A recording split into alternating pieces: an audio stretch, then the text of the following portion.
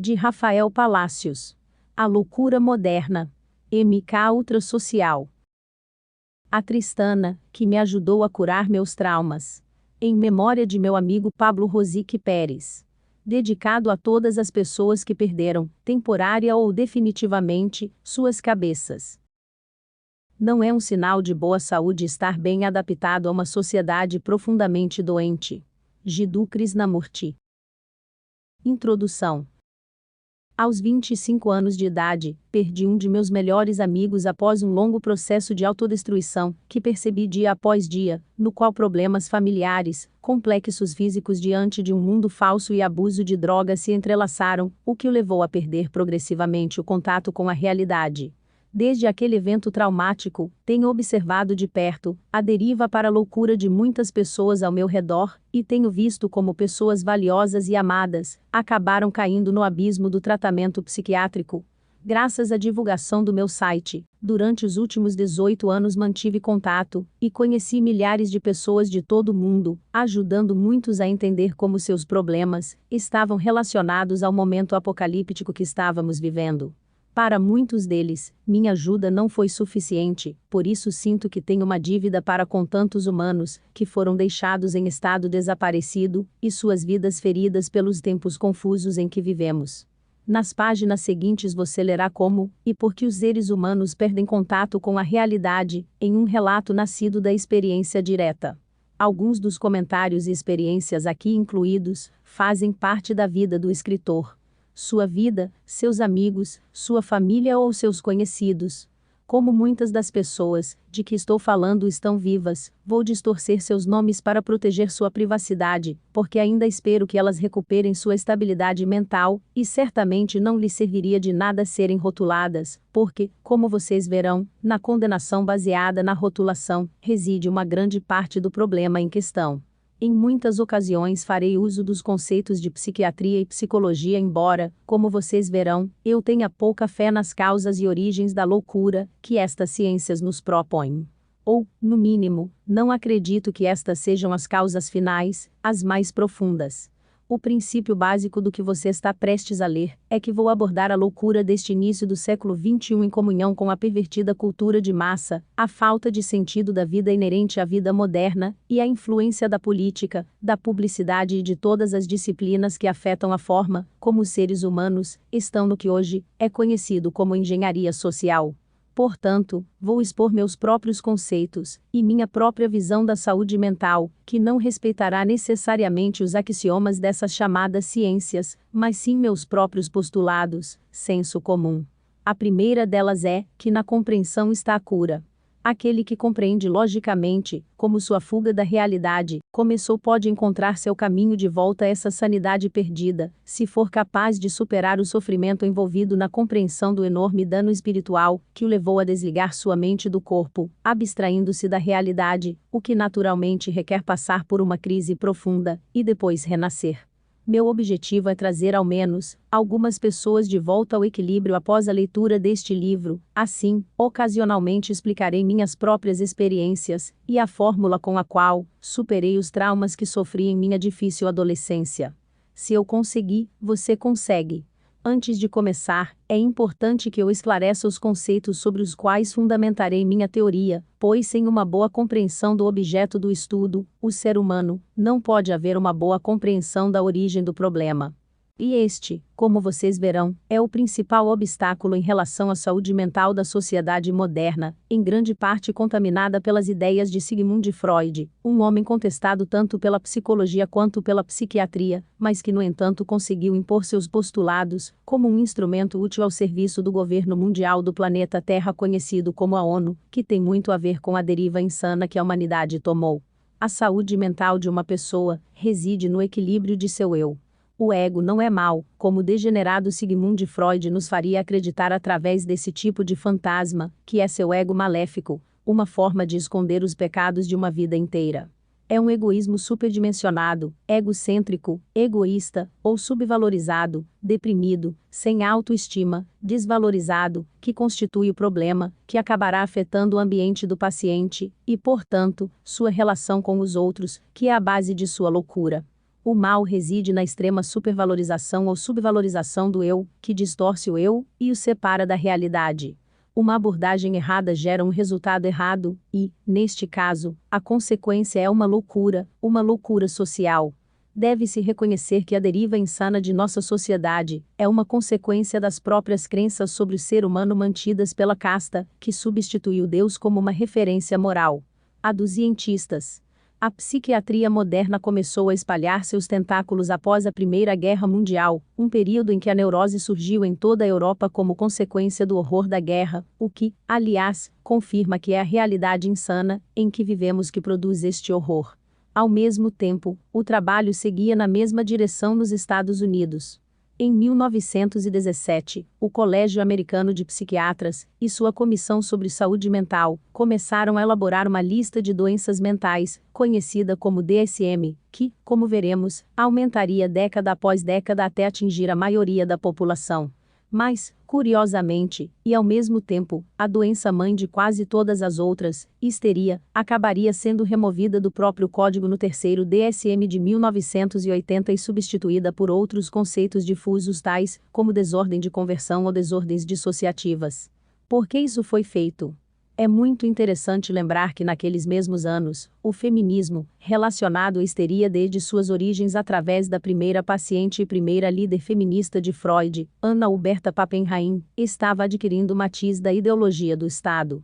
Em resumo, a histeria desapareceu como uma doença, e o feminismo tornou-se a ideologia dominante e castradora, impondo o pensamento histérico como uma normalidade, ao qual todos tiveram que se adaptar. Ficou conhecido como politicamente correto, psicose normalizada. Plagiando seu colega Joseph Breuer, Freud pôde ver que a histeria era o vulcão através do qual as emoções reprimidas, tais como raiva, medo, conflito ou repugnância, eram descarregadas. A questão é: por que as emoções começaram a ser reprimidas naquela época? A resposta é que os humanos modernos, que pensavam ter alcançado a liberdade, foram obrigados a ser incapazes de expressar até mesmo suas emoções mais básicas, tais como raiva, medo e tristeza. Domesticados sob as leis da civilidade, que na realidade são as leis da cultura de massa, que ditam o que é certo ou errado com base no que os proprietários desses meios de comunicação dizem, muitas vezes contra sua própria natureza, o ser humano tornou-se separado de seu ser, sua essência. A partir daquele momento, a histeria foi dividida em uma série de diferentes síndromes, que escondiam a origem da loucura. O medo reprimido e a raiva. Escondendo a causa, eles estavam evidentemente escondendo o grande tesouro. Sua cura. Embora novamente não fosse seu inventor, nem seu descobridor, Sigmund Freud popularizou o conceito do inconsciente, como parte do ser humano onde reside o reprimido, mas também nossas funções reflexivas e instintivas. Num caminho paralelo, aparentemente desligado da psicanálise, a primeira psicologia, chamada behaviorista, com Wundt, Pavlov, Skinner e Watson como seus principais expoentes, investigou a forma de modificar esses instintos reflexos nos animais. Freud também se aproximou do mundo da hipnose, muito na moda no final do século XX, mas que acabaria sendo desacreditada como uma pseudociência, pelo menos, aparentemente. O austríaco abandonaria esta tendência e se concentrar no poder do sexo, como um método para curar qualquer problema psicológico. No citado ano de 1917, no qual nasceu o código DSM, Freud publicou um ensaio sobre sua teoria sexual, no qual atribuía à repressão sexual todas as enfermidades sofridas pelos humanos. Começando pela própria histeria, neurose, paranoia ou obsessão. Todos eles se devem, segundo ele, a uma repressão sexual anterior, e, portanto, libertar-se de toda a moralidade será a chave para a libertação humana.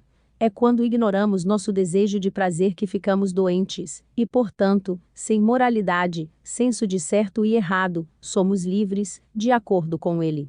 A partir desta premissa absurda, nos anos 60 nasceu uma revolução cultural, apoiada pelo próprio poder oculto através de seus meios de comunicação, que supunha que uma regressão aos nossos instintos mais básicos nos tornaria mais livres.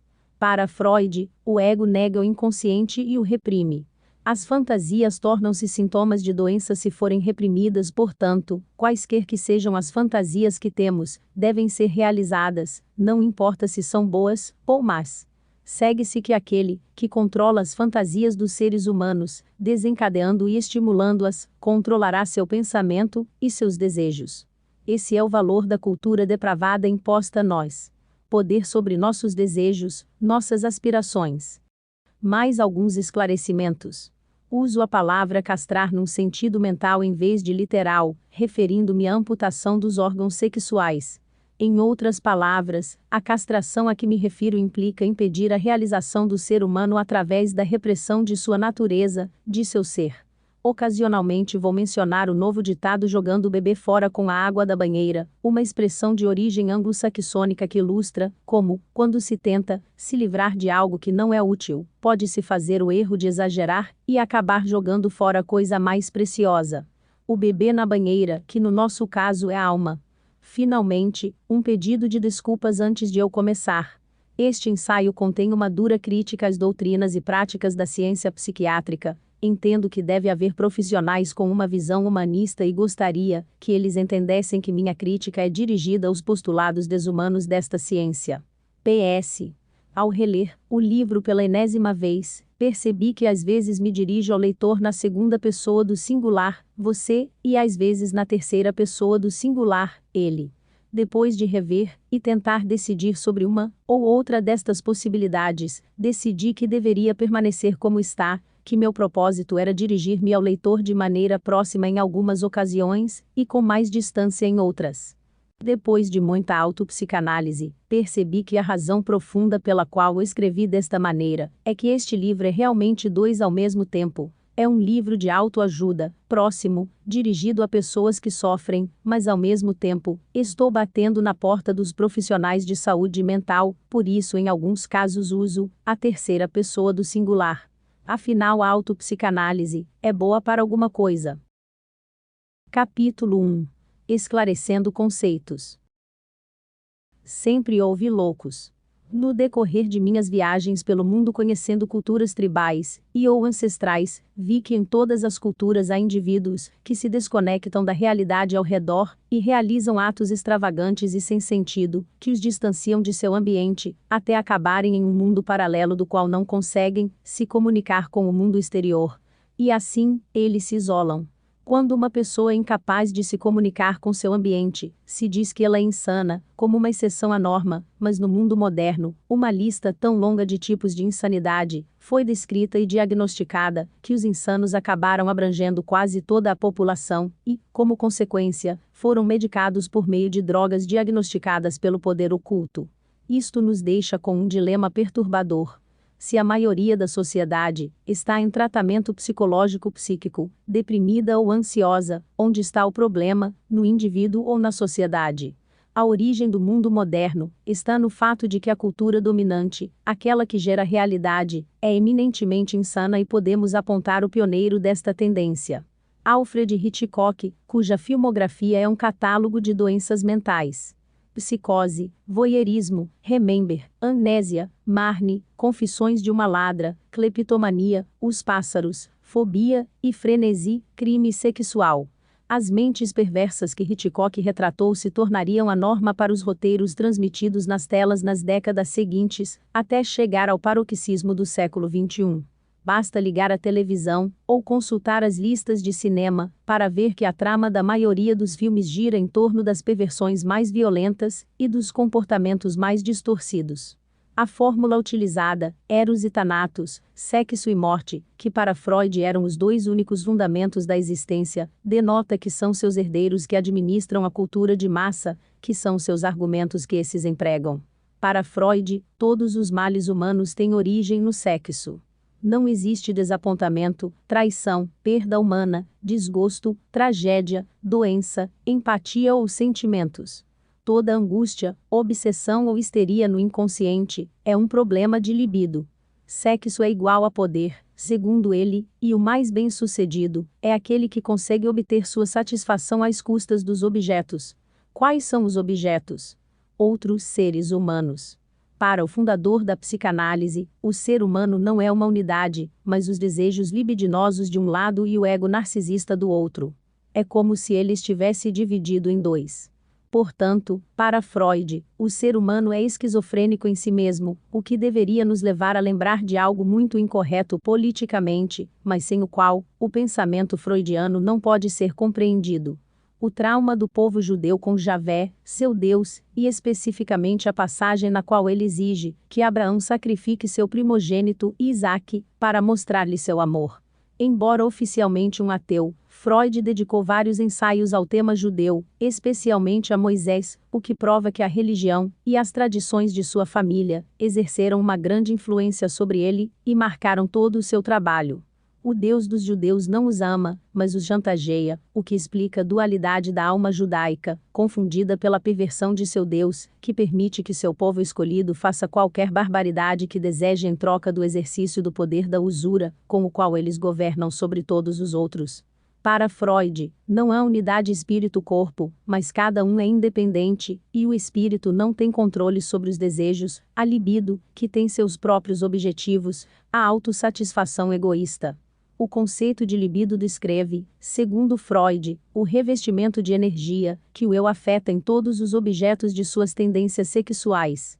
Por trás dessas palavras extravagantes, ele está na verdade falando sobre a energia que os vampiros tentam roubar uns dos outros por meios diferentes, sendo o sexo apenas um deles. Em sua terminologia, estes dois seres que coexistem dentro do humano são as tendências ego e as tendências sexuais, de modo que se pode entender que o humano que Freud visualizou é em si mesmo, demente e esquizofrênico, fraturado em dois. O egoísta e o vampiro.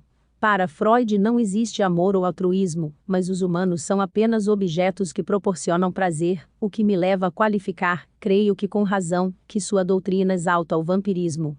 Ou seja, o que ele considera o motor do mundo, a libido, é a energia que se pode extrair do outro, e portanto, deve-se fazer o que o próprio desejo exige, independentemente do fato de ir além da dignidade do outro, ou mesmo servir para se destruir, como no sadomasoquismo.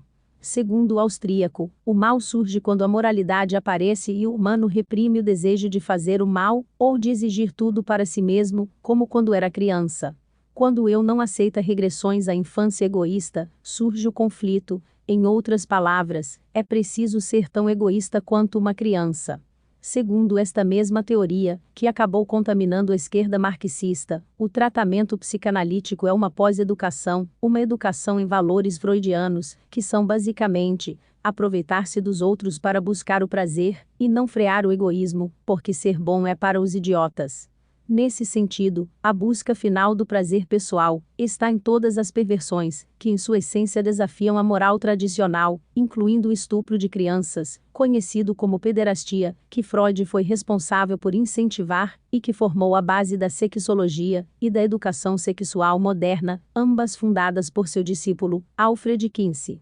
A influência do médico judeu na antimoralidade moderna é inegável, pois foi ele mesmo quem argumentou que não havia amor, mas apenas objetos capazes de dar prazer, e isto se explica pelo fato de que, considerando, na linha darwiniana, que os humanos são animais, e não seres espirituais, ele não concebeu o conceito de felicidade, ligado ao espírito, e ao contrário, só pôde entender esta noção a partir da percepção mais animal do prazer, entendido como uma mera satisfação dos instintos mais básicos. Esta loucura o levou a defender como bom e legítimo o fato de que uma pessoa gosta de infligir dor a outra, ou mesmo de infligir dor a si mesmo. Se lembrarmos que o Deus de Freud não ama, e em vez disso, exige dor, percebemos que estas práticas podem muito bem ser uma derivação da concepção religiosa judaica. Desta forma, seus herdeiros da esquerda freudiana chegaram ao ponto de transformar o sadomasoquismo em um ato de amor. Em um talk show transmitido no YouTube no programa La Tuerca, ligado ao partido Podemos, a parlamentar espanhola marxista freudiana Clara Serra caiu em sua própria armadilha ao exaltar os desejos sadomasoquistas das mulheres mesmo que elas sejam controladas pelo patriarcado, sem saber que o que ela chama de o patriarcado é a mesma ideologia freudiana do prazer às custas do outro, que molda sua própria ideologia. Em outras palavras, o mal contra o qual ela afirma lutar é o mal que anima sua própria ideologia, suas próprias crenças. Freud contra Freud.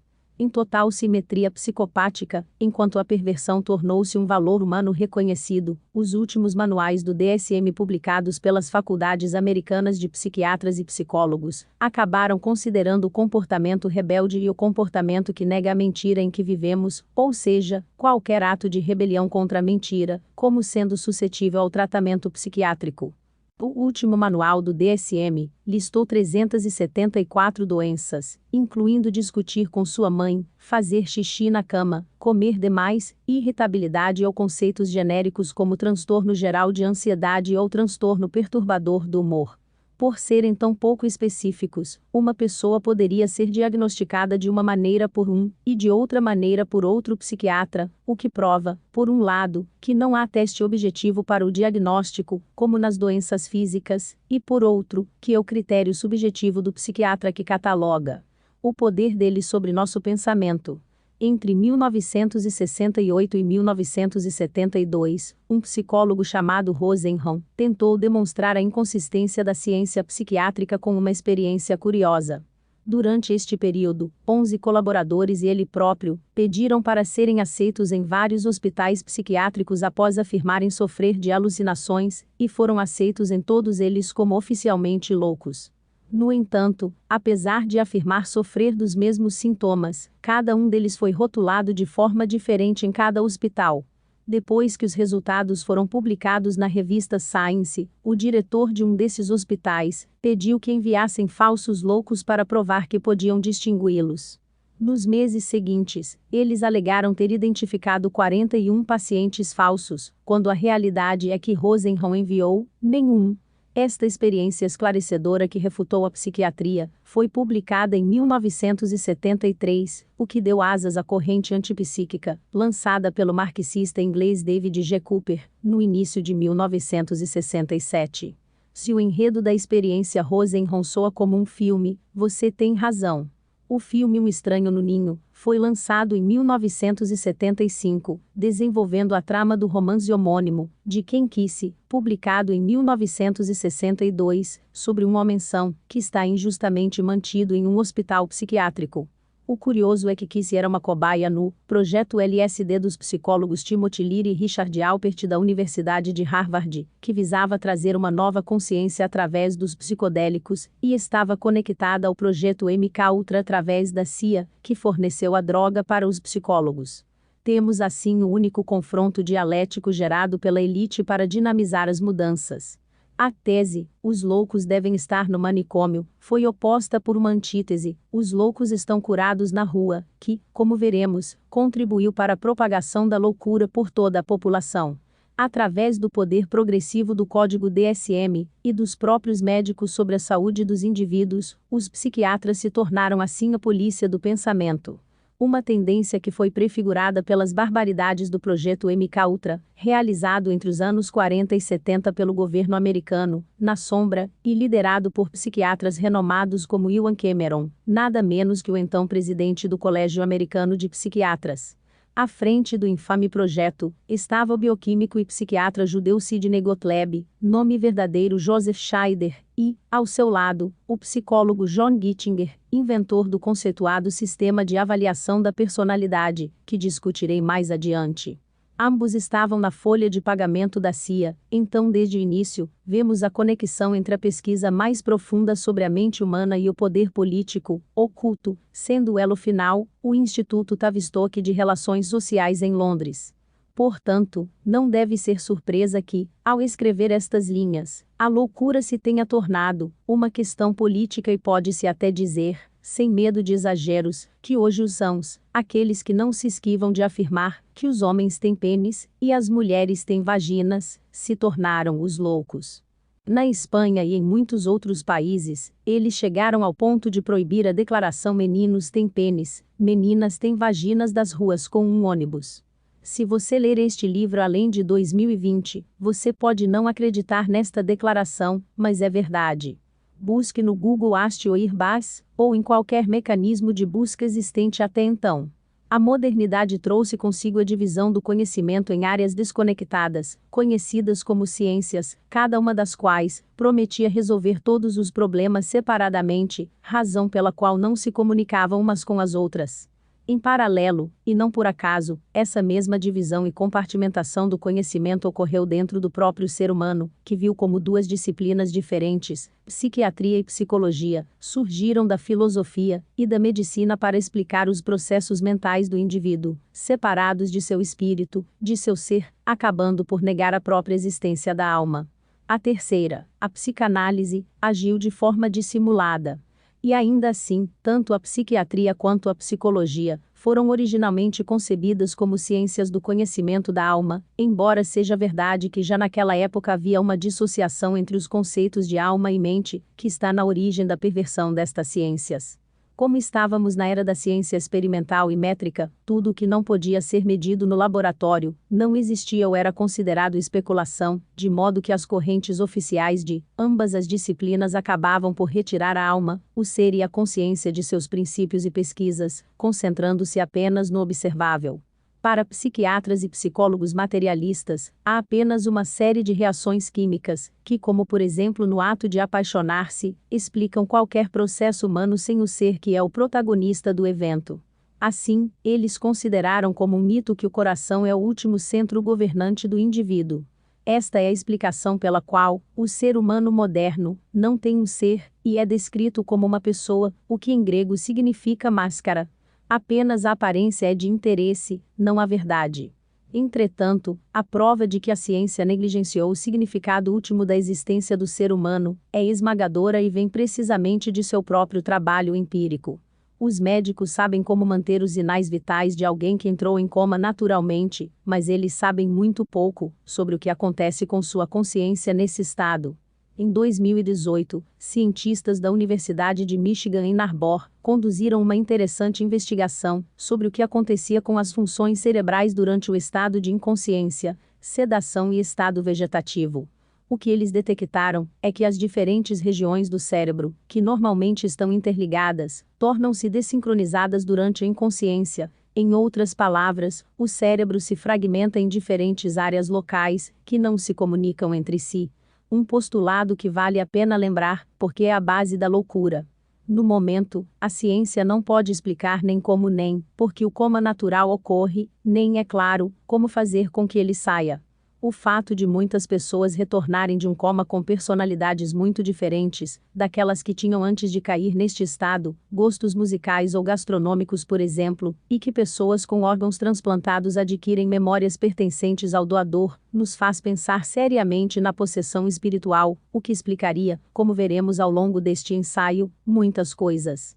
Este gigantesco erro conceitual, que consiste em não considerar o espírito, explica por que as pessoas que atualmente lidam com a saúde mental não levam em conta o motor básico de um ser humano, seu ser, o significado, a razão pela qual estão aqui.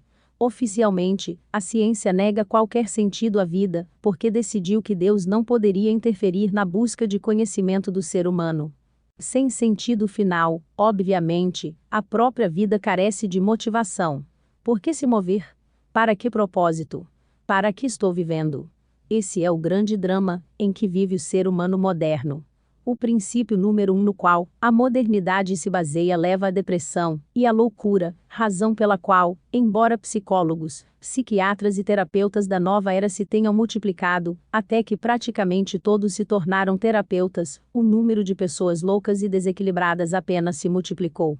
Algo está errado, portanto, na raiz, nos conceitos, nos fundamentos sobre os quais a modernidade se baseia. Sem espírito, não há ser humano, e com suficiente pressão na forma de propaganda ou guerra psicológica, pode-se convencer de tudo, por exemplo, que, sendo mulher, ela é de fato um homem. A propaganda uníssona da mídia convenceu muitos seres humanos, levados pela paranoia emitida pela mesma mídia, de que a perversão era a realidade a qual eles tinham que se adaptar, de modo que lhes restava apenas uma opção. E não devemos esquecer que perversão significa se perder, se desviar. Como disse Jiddu Krishnamurti, não é saudável estar bem adaptado a uma sociedade doente. Até hoje, a ciência da neurologia ainda está tentando encontrar a origem da consciência no cérebro, mas não a encontrou e não vai encontrá-la. Simplesmente não está ao alcance do que eles podem localizar, isolar e manipular com seus instrumentos. É como tentar encontrar micróbios com uma bússola. Um absurdo. A única coisa que a ciência pode capturar até agora são os sinais fisiológicos que este ser comunica ao exterior, que percebe, sente ou raciocina. Em outras palavras, os efeitos da interação da alma com o seu ambiente. Os modernos medidores de sinais nervosos e neurais conseguiram capturar, até certo ponto, as regiões cerebrais onde as diferentes funções cognitivas do ser humano se desenvolvem, mas seu propósito final, e a forma como se relacionam entre si, estão fora de seu alcance devido ao seu extraordinário nível de complexidade dinâmica, e, portanto, são incapazes de resolver o problema fundamental da loucura. A realidade é que uma pessoa não volta de um coma até que o espírito, ou seja, a consciência, retorne. Mas que diabos é este espírito? A alma e o espírito. Domingo 10h30. Você combinou de encontrar alguns amigos, para sair para o campo, e ainda na cama, uma batalha se desenrola dentro de seu cérebro entre uma pequena voz dizendo-lhe, para se levantar porque você tem um compromisso, e a imensa preguiça, que você sente para sair da cama. Segunda-feira 7h30. A mesma batalha se desenrola entre a preguiça, e a obrigação de ir ao trabalho. Uma diz para você, se levantar e a outra responde que não lhe apetece. Em outras palavras, dentro de seu cérebro, uma luta irrompe entre a força de vontade, a alma, conectada ao corpo, que toma decisões, por exemplo, para sair da cama, e o dever, o espírito, a consciência. Como é possível que no mesmo cérebro, haja uma batalha entre duas vozes? Como é possível que essas duas vozes existam? Estas duas vozes ou vontades correspondem à sua alma, e ao seu espírito, que são os componentes essenciais de seu ser, sua integridade. A alma corresponde a seus instintos mais primitivos e desejos mais irracionais, e o espírito a seus mais elevados, mais conscientes. Na terminologia do chakra hindu, a alma dirigiria os 3 cérebros inferiores, preocupados com sexo, comida e emoções, e o espírito os 3 superiores, fala, mente racional, espírito, todos fundindo-se através do coração, o lugar onde as paixões e emoções se integram com os sentimentos, e a mente mais racional, espiritual. Como exemplo, um espírito danificado por desgosto, traição ou perda perde força no tom de voz, e a capacidade de compreender a realidade. Os neurônios não são atualizados, nem os neurotransmissores são produzidos na quantidade necessária. Um ser humano em boas condições espirituais e mentais tem sua alma e espírito bem integrados e harmonizados, em um estado de coerência. Uma pessoa louca, ou que caminha em direção à loucura, ou ao vício, perde progressivamente a conexão entre alma e espírito até ficar apenas com sua alma, com uma vontade sem direção, objetivo ou sentido em sua vida, o que lhe fará perder progressivamente até mesmo sua alma, tornando-se uma alma perdida, e não tendo mais vontade, tendo que recorrer às drogas para estimulá-la. Uma pessoa que diz uma coisa e faz outra contraditória, que não se lembra do que fez, que distorce a realidade ou manipula sua própria memória, tem uma desconexão entre sua alma e seu espírito. Um início de loucura. De acordo com o que diferentes tradições espirituais revelam, quando morremos, o que é apresentado a Deus é nosso espírito que, baseado em nossas ações, é pesado para medir se ele purificou a alma, ou a contaminou, ou seja, se ele ganhou espírito, elevação espiritual, ou perdeu, que é o resultado de nossas ações na vida. Quando se mente, há uma dissociação entre a alma, que decide dizer o que sabe ser falso, e seu espírito ou consciência, que a lembrará por um tempo como uma pequena voz, que não tem sido fiel à sua percepção, isto é o que é conhecido como a voz da consciência. A vontade ou a livre escolha, encarregada da alma, pode escolher ignorar a voz de sua consciência, e assim haverá uma dissociação de seu sistema de arquivos conhecido como memória, pois não saberá se deve prestar atenção a uma ou outra. Como resultado, todos os valores nos quais a memória se baseia tenderão a falhar, a se tornar deslocados, levando no futuro a doença mental e, em última instância, ao Alzheimer, não obstante os metais inoculados em nós através dos alimentos e do ar também terem seu grau de culpa. Para onde vai a mente de um humano que perde contato com a realidade? A mente original não está mais lá. A mente humana procura entender a realidade, pois é sua função. Por mais que os meditadores e a filosofia oriental tenham tentado impedi-la, a mente, viva, trabalha permanentemente para compreender o ambiente, pela simples razão de que esta é sua função, assim como o sistema respiratório funciona, mesmo que não queiramos que funcione. É impossível pará-lo, o que podemos conseguir é desacelerá-lo, o que é muito para qualquer pessoa, e ainda mais para quem vive com ansiedade, pois a falta de controle de sua mente que o impede de discernir o problema a partir da solução, é a origem imediata de seu sofrimento. A mente processa continuamente a busca pela solução dos problemas, e se um problema aparece na vida de um indivíduo sem uma solução aparente, que coloque sua própria integridade em risco, ele multiplicará seus esforços para encontrar essa resposta, terminando em uma espécie de labirinto, que acabará colapsando o motor, a mente.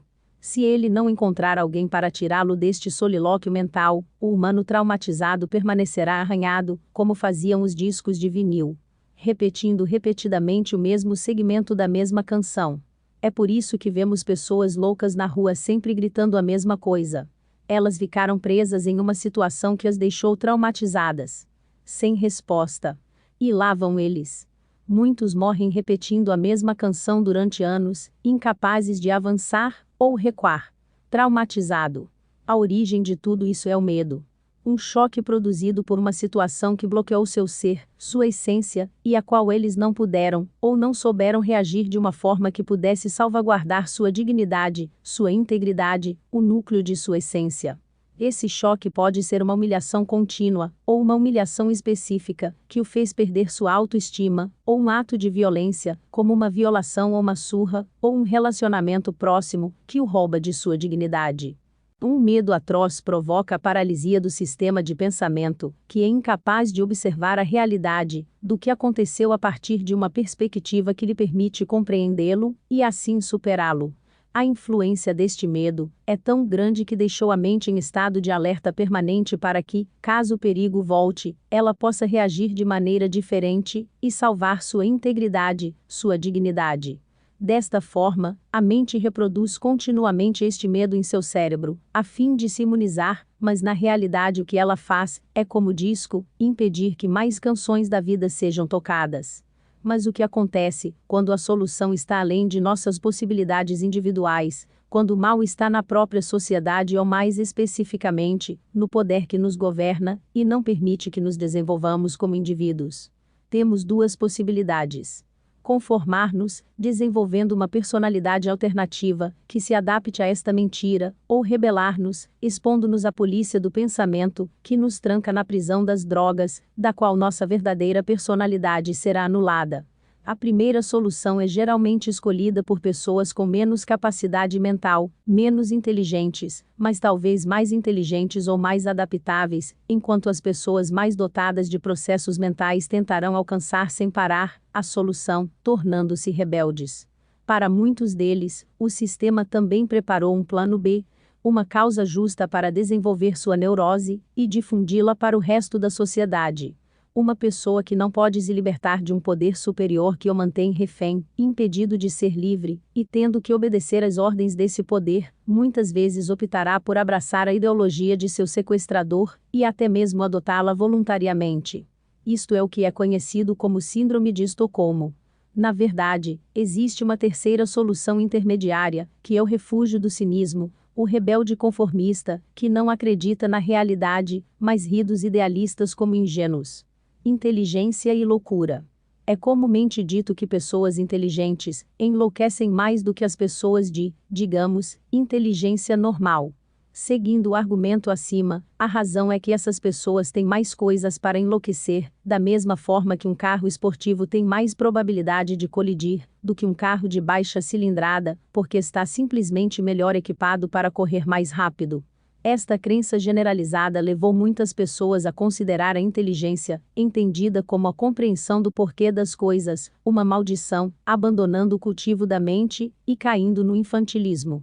Enterradas sob um muro de segredos milenares, as informações para compreender o quadro completo do sofrimento humano foram censuradas, até porque a psicologia ocidental, exceto a psicologia junguiana, não se preocupou em investigar a consciência, mas a patologia, bem ao contrário da filosofia oriental.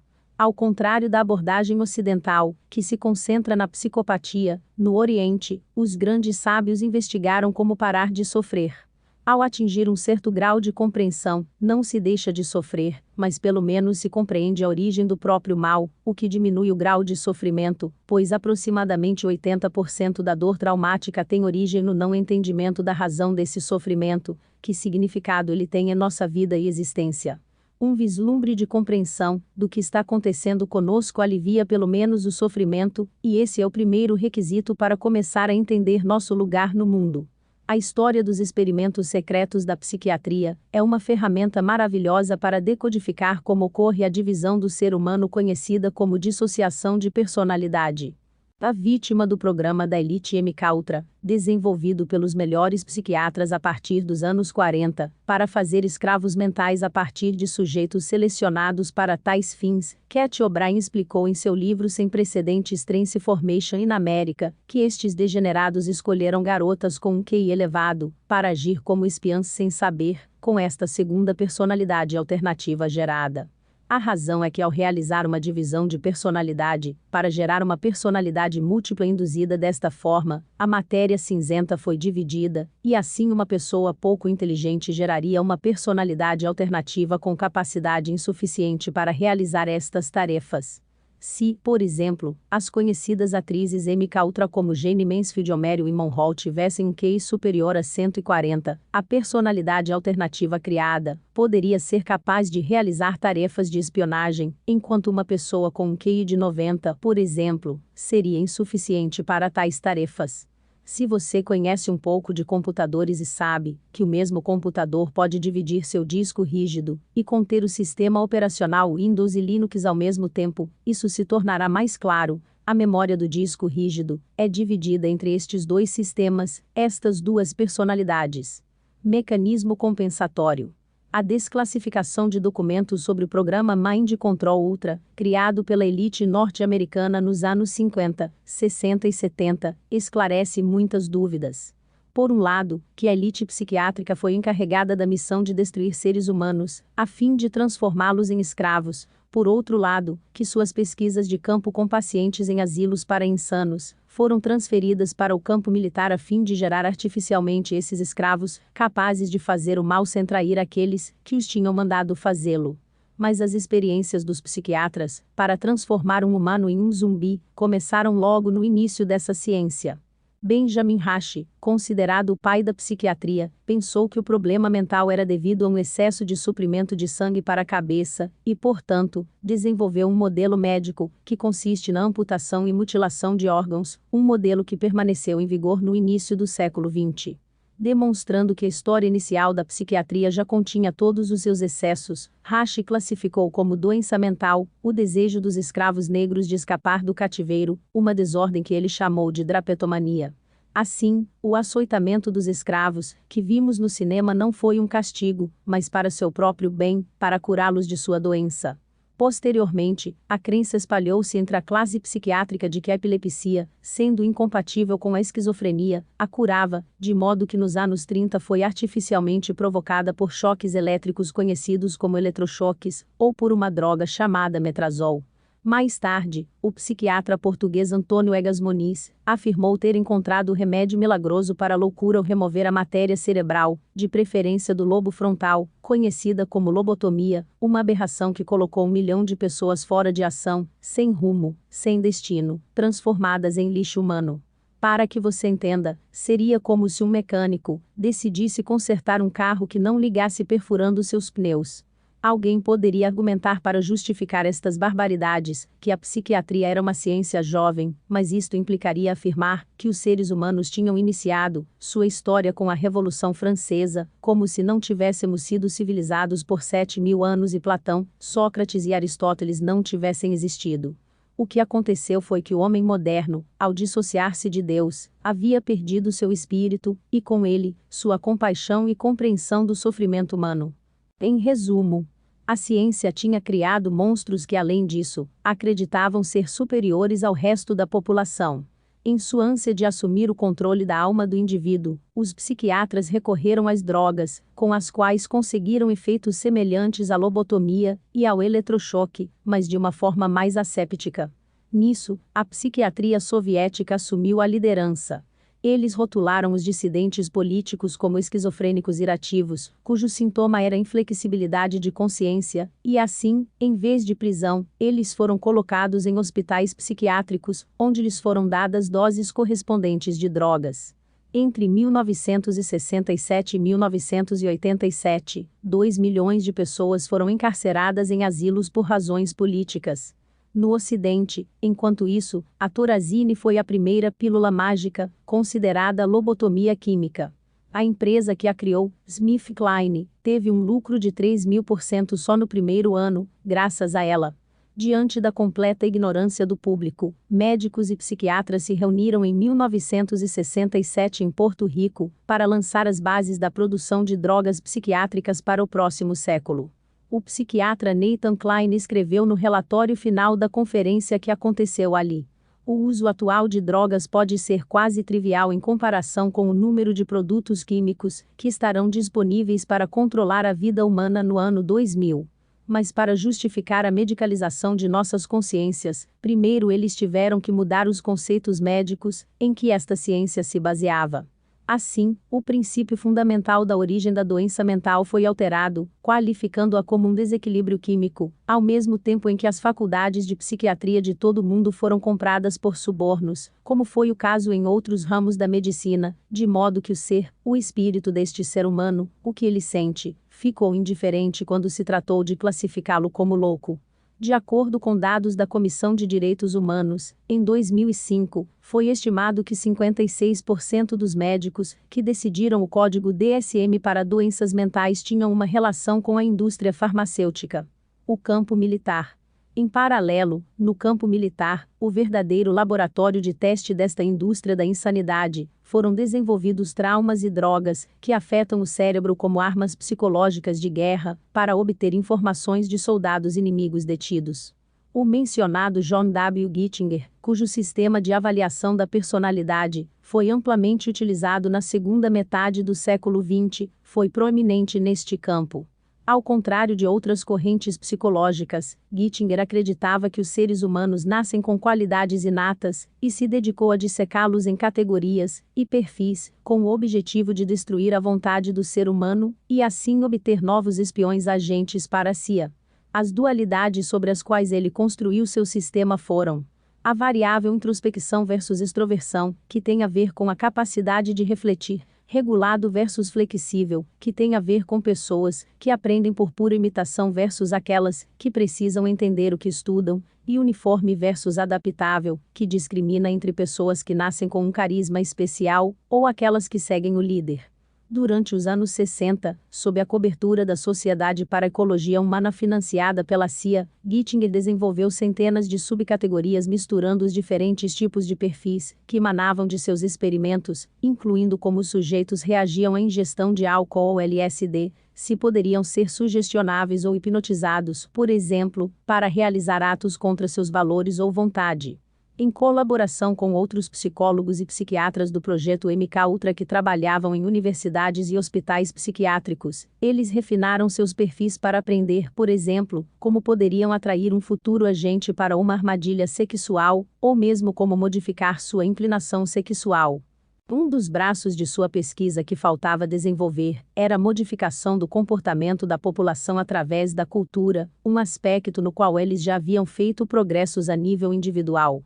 A única diferença era alcançá-la no nível social. A chamada guerra psicológica. O ex-agente da KGB Yuri Bezmenov explicou em uma série de vídeos dos anos 80, que podem ser vistos no YouTube, que o processo de desmoralização de uma população tem 4 etapas e leva várias gerações. A conexão entre a psicologia individual e social do controle de massa foi feita através do Instituto Tavistock de Relações Sociais, estabelecido em 1920 em Londres, que expandiu seus recursos a partir dos anos 40, com financiamento da Fundação Rockefeller. Acredita-se que o projeto MK-Ultra tenha sido uma extensão do próprio Instituto Tavistock, que seria o cérebro da guerra psicológica contra a população realizada desde a segunda metade do século XX, mas na qual diferentes instituições de elite participaram em conjunto. A experiência de rádio de 1938 de Orson Welles ao fazer os americanos acreditarem que estavam sendo atacados por alienígenas, financiada pela Fundação Rockefeller através do Instituto Cantrell, foi a prova de que a mídia era capaz de gerar uma realidade fictícia na população para entrar em pânico, abrindo caminho para o processo de trauma social que se desenvolveria nas décadas seguintes. E a pessoa que traçou o mapa, para criar a ciência da engenharia social, foi ninguém menos que o sobrinho de Sigmund Freud, Edward Bernays, autor da Bíblia desta nova ciência. Propaganda, 1932, onde ele explicou como a mídia podia manipular os desejos inconscientes da população. Esta guerra psicológica, ou de quarta geração, foi estendida ao resto da sociedade, quando a elite decidiu que a população humana estava crescendo demais e que o número de indivíduos tinha que ser drasticamente reduzido. Uma das maneiras de impedir a reprodução era incapacitar psicologicamente os seres humanos, usando o conhecimento que eles tinham reunido sobre a fonte de nossas ansiedades, tristezas e rupturas espirituais para criá-las socialmente, através da mídia. Em outras palavras, os problemas que os pacientes relatam aos psiquiatras e psicólogos foram derivados, através das faculdades de psicólogos e psiquiatras, para conceber métodos de controle social, posteriormente executados pela mídia de massa na forma de programas de TV. Em outras palavras, software para nosso hardware, para nossa mente, o que explica sua insana deriva nas últimas décadas. Os chamados reality shows nada mais são do que uma extensão dos experimentos de psicologia social realizados em laboratórios durante as décadas de 60 e 70, mas levados à televisão. Por exemplo, o experimento Milgram, do qual foi feito um filme, conduzido pelo psicólogo social de mesmo nome, teve como objetivo medir o grau de influência que as massas têm no moral do indivíduo, quando se trata de submeter outros indivíduos à tortura por eletrochoque. A própria escolha do teste indica a conexão segura entre psicólogos de elite e psiquiatras que pesquisam o controle da mente do indivíduo.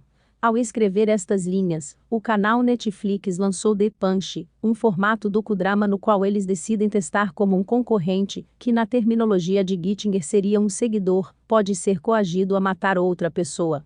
Na realidade, o objetivo dos reality shows é o mesmo que o destes experimentos de psicologia social. Modificar os valores e percepções das pessoas através de traumas induzidos, situações limite que fazem o espectador decidir o que faria se estivesse no lugar. Além disso, ao gerar uma identificação entre o espectador e os protagonistas do reality show, escolhidos para representar os diferentes estratos sociais, o público acaba imitando o mais abjeto desses comportamentos, pois os selecionadores tomam muito cuidado para garantir que aqueles que aparecem nesses programas sejam os membros menos conscienciosos da população. Os testes a que são submetidos são concebidos para gerar conflito no grupo e conseguir gerar lágrimas e discussões, destruindo os mais fracos numa espécie de reencenação da luta darwiniana pela sobrevivência, ou seja, de sua própria ideologia.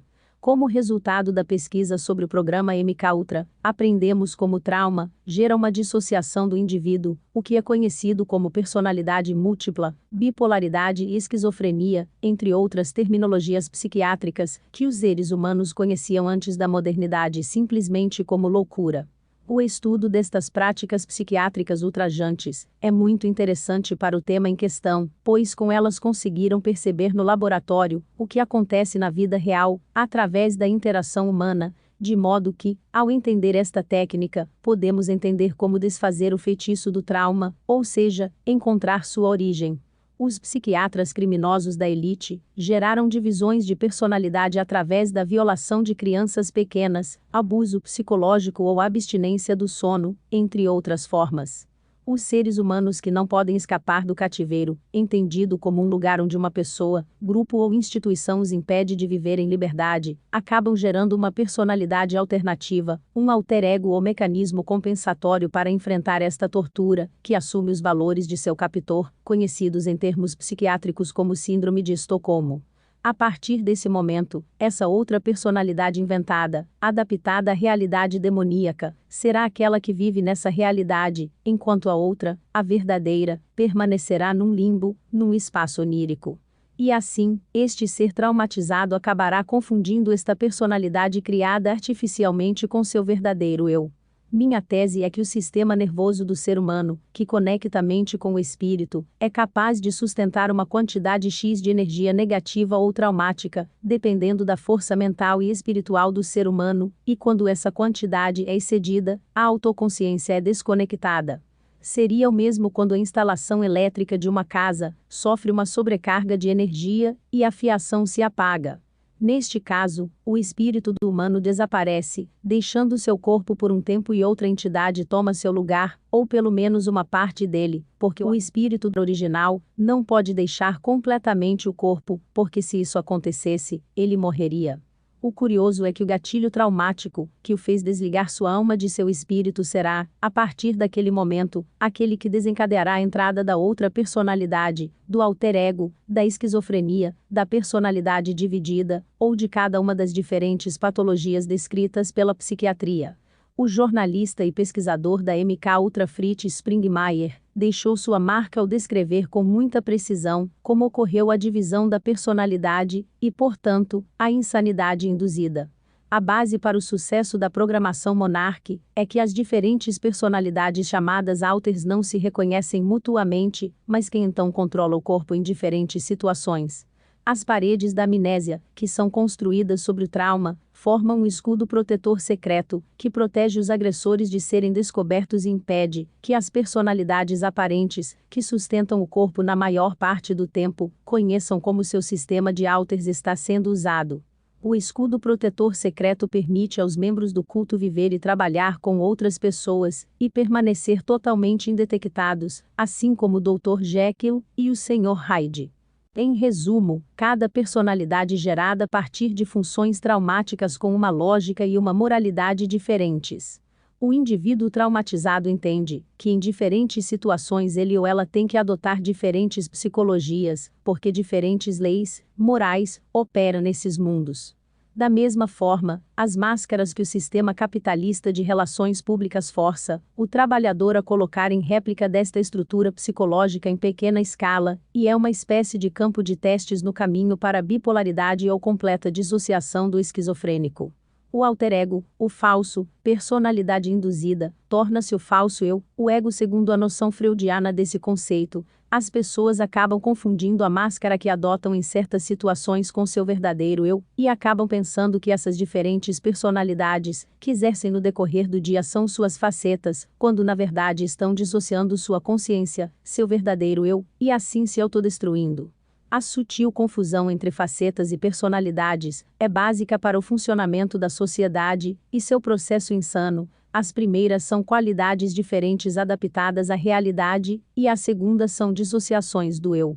A enorme extensão do estupro infantil entre a elite seria explicada pelo fato de que, por um lado, da inocência infantil roubada eles obtêm aquilo com o qual enganam a população, e por outro lado, recuperam aquilo que eles mesmos perderam quando sofreram este roubo quando eram crianças, já que é uma prática que é transmitida de geração em geração entre a elite dominante. Entre as peculiaridades que aprendemos sobre o projeto MK Ultra, sabemos que os psicólogos responsáveis por ele eram capazes de governar remotamente esses seres traumatizados, associando uma das personalidades que eles tinham criado com uma palavra, música ou números, à maneira do que vimos na mítica série Super Agente 86. Esse conceito ou símbolo desencadeou outro eu, porque no processo de reconstrução do ser humano, foi programado durante o trauma, para associar ambas as coisas, esse código e a personalidade criada. Entende-se que, para curar um ser humano, que se dividiu em múltiplas personalidades, será necessário chegar a esse momento de programação trauma e fazer com que ele dissocie esse evento com a personalidade gerada. Por exemplo, a mencionada Cat O'Brien, que serviu como escrava sexual para a elite, foi desprogramada por seu psicólogo, o agente da CIA Mark Phillips, que acabou se tornando seu marido. Pesquisadores deste projeto, como já mencionado Springmeier, revelaram que os protagonistas das histórias e filmes infantis são frequentemente usados para acionar múltiplas personalidades. Tudo isso nos leva de volta ao papel muito maligno da hipnose nesta história dramática, pois a Rússia, a Coreia e os Estados Unidos usaram esta técnica nos anos 40 e 50 para gerar espiões que não sabiam que eram espiões, usando trauma induzido. Em um memorando de 1940 intitulado Experimentos na Produção Hipnótica do Crime, ver documentos exclusivos no final do livro, o psicólogo da Universidade de Syracuse Wesley Raymond Wells, líder do projeto, reconheceu que não só conseguiram fazer uma pessoa hipnotizada esquecer seu nome, mas que um pequeno número dessas pessoas poderia até mesmo realizar atos contra sua moral, tais como roubar ou matar. Embora grande parte dos documentos do memorando tenha sido destruída pelo então diretor da CIA Richard Helms, graças a uma investigação da Comissão do Congresso, uma parte dos vários subprogramas relativos ao projeto MK-Ultra veio à tona em 1974, e na era da internet, os seres humanos puderam acessar essas informações vitais, que a mídia guardou de nós por 30 anos de vergonhoso silêncio. O Dr. Colin Ross rastreou os documentos mais importantes, os quais, entre outras coisas, provam que os cientistas foram capazes de assumir o controle da mente dos humanos e transformá-los em zumbis. O braço MK-Ultra responsável por este assunto em particular foi chamada de Artichoke. Como revelado no noticiário de domingo de Wilmington em 18 de fevereiro de 1979. O interrogatório de Artichoke foi conduzido em uma casa segura no campo protegida por uma equipe de segurança. Foi conduzido sob supervisão médica dentro de protocolos psicológicos e médicos. O sujeito foi transportado para a casa secreta em um carro colorido. Lá, ele foi submetido a um interrogatório e, em seguida, recebeu uísque. Ele recebeu então 2 gramas de fenobarbital, o que o colocou para dormir. Ele foi então colocado em um detector de mentiras e produtos químicos, foram bombeados em sua veia. Após outro interrogatório sob o efeito deste produto químico, foram aplicadas técnicas de Artichoke em 3 níveis. Foram introduzidas falsas memórias em sua mente, sem seu controle consciente. O procedimento químico foi repetido várias vezes, enquanto mais informações lhe foram apresentadas. Um documento datado de 7 de janeiro de 1953 descreve a criação da CIA de múltiplas personalidades em 2 jovens de 19 anos. H é apócrifo para hipnótico, hipnotizado ou hipnotismo. Como você verá abaixo, os temas do Superagente 86, lançado em 1965, são baseados na realidade. Estes participantes demonstraram claramente que podem passar de um estado perfeitamente consciente para um estado hipnotizado via telefone, através de sinal subliminar, que não pode ser detectado por outras pessoas na sala, e sem que as outras pessoas percebam a mudança. Foi demonstrado que estes indivíduos podem ser induzidos ao estado H por telefone, por uma nota escrita ou pelo uso de códigos, símbolos ou palavras. Foi demonstrado através de testes com estas jovens, que elas podem ser usadas como transmissoras de informação, e podem ser programadas, para adotar outra personalidade, a tal ponto que passariam em um teste de polígrafo. Talvez agora possamos entender, porque Freud estava interessado na hipnose em seus primeiros dias, e então ele, e outros importantes psiquiatras, a abandonaram como uma pseudociência. Ela havia se tornado o tema da ciência oculta, mas não ocultista. Em uma investigação de 25 de setembro de 1951 intitulada Experimento com Si e H, 2 mulheres em estado de hipnose participaram de um experimento que envolvia colocar uma bomba perfeitamente sem nenhuma memória de tê-lo feito. Elas foram instruídas que, quando acordassem, deveriam ir para um quarto onde elas esperariam uma ligação. Durante essa conversa, esse indivíduo mencionaria uma palavra-chave. Ao ouvir essa palavra, uma delas entrava em transe, mas não fechava os olhos, permanecia normal durante a conversa telefônica. Foi-lhe dito que, depois dessa conversa, ele seguiria as instruções. Lhe foi mostrado um aparelho elétrico com um temporizador. Foi-lhe dito que era uma bomba e foi mostrado como funcionava. Depois de aprender a colocá-lo em funcionamento, ela foi instruída a pegar a pasta em que o dispositivo estava e ir ao banheiro, onde ela se identificaria com a palavra Nova York. Em seguida, ensinaria a esta outra como carregá-la na maleta, conectá-lo e programá-lo para explodir em 82 segundos. Isto foi em 1951, e a possibilidade de ativar um terrorista por controle remoto era real já naquela época. Enquanto escrevi esta parte do livro, 10/10/2017, li uma entrevista no jornal El Mundo, com a escritora Maria Castrejon, diagnosticada com síndrome de personalidade limítrofe, na qual ela revelou seu processo até perder a cabeça, o que exemplifica perfeitamente o que estou falando. Dizem que minha BPD é muito aguda, porque tenho dissociações, regressões e alucinações. Nem todo mundo os tem. Ter uma dissociação significa que quando sua mente não pode mais suportar tanta dor, tanta angústia e tanto medo, ela escapa. Você pode aparecer de repente em Roma. Eu apareço frequentemente em Roma, em uma viagem que fiz lá, enquanto ouço as pessoas falando como se não estivessem comigo, porque estou em outra realidade.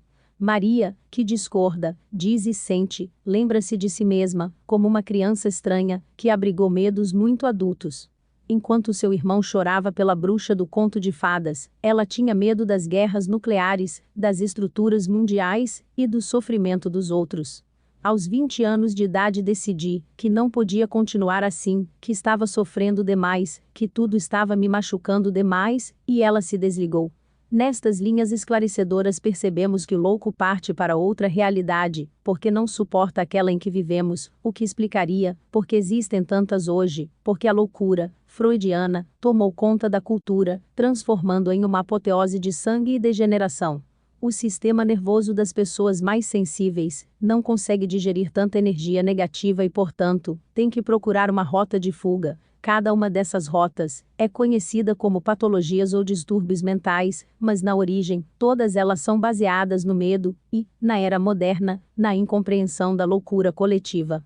Todas têm origem na quantidade de negatividade projetada na vida e cultura moderna, gerada por roteiristas e escritores, cujas mentes degeneradas são capazes de imaginar altos níveis de perversão. Em outro mundo, tais escritores de degradação seriam, no mínimo, ostracizados da sociedade, mas neste, eles são recompensados. A raiva da alma por não poder ser ela mesma é a origem do surto psicótico.